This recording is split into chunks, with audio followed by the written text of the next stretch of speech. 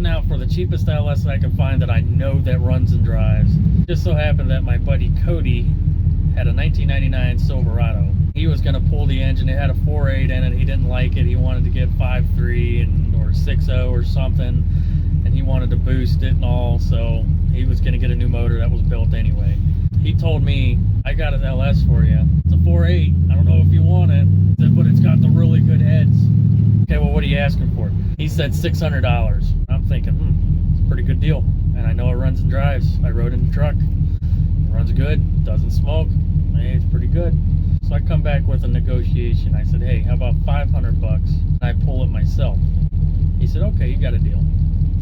So it was about a week or two later, I go to his shop and his truck's all ready to go. We start pulling the engine, you know, taking off the connectors and things like that. And he's got this real fancy shop. He's got DirecTV in his shop, a nice big screen and all. He's searching through the guide just to have some background noise, you know, while we're working. And he finds that there's an Indiana Jones marathon on. And he said, ooh, I haven't watched Indiana Jones in years. So that man pulls up a chair right in front of the TV and just starts watching it. You know, he'd lean back every once in a while. He said, you good? You need any help? No, I'm good. You know, I want to say I pulled probably 90% of that engine. He helped big time getting it out. We had to lower the truck and everything just so that the engine could get high enough over the radiator support. After it was all out and said and done, we pulled the engine and the transmission all at the same time. Poor Cody, I love the guy to death. He goes, Brian, I feel bad you did all that work. I told you I was going to help you and I didn't. He said, I'll tell you what, you tell me an offer and it's yours. I looked at my wallet and I had $250 on me. And just jokingly, I said $250. And he held out his hand and he was like, you got a deal. I'm like, Cody, I'm just joking. He's like, I can't pay $250 for this thing. He said, no, I'm serious. He said, if you would have shot me $100, I would have taken that too.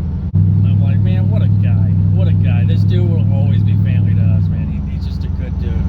I also gave him $50 to drive it back to my house and everything. You know, I filled up his truck. I got it in.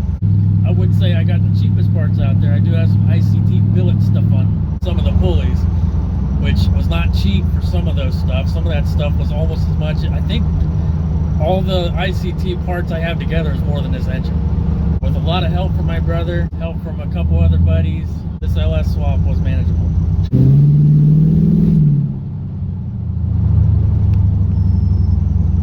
It's nothing fancy. It's still got the stock truck ECU with an eBay harness.